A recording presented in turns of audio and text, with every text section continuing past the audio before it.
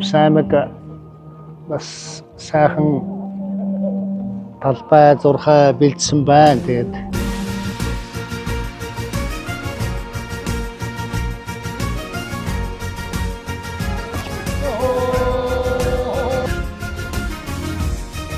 Увсаймгийн төв 100 жилийн нэгдсэн сүрэ харваа 7 сарын 26-наас 30-ны хооронд гэсэн өдрүүдэд зохион байгуулагдсан явагдаж байна.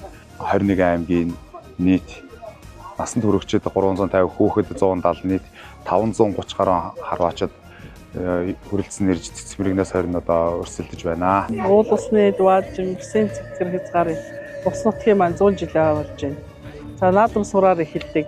Манай наадамч олон нутгийн иргэд энэ сурын харваагаа ирж сонирхороо энэ хэдэн өдөр ингэж үзэж сонирхож бас сурын харвааны талаар ойлголттой болоорой гэж хэлье.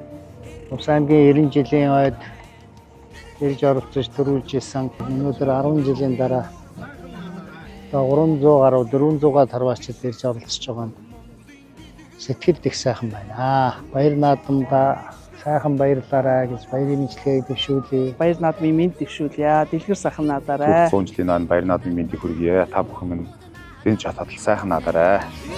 100 жилийн баярын мэндийг дэвшүүлье.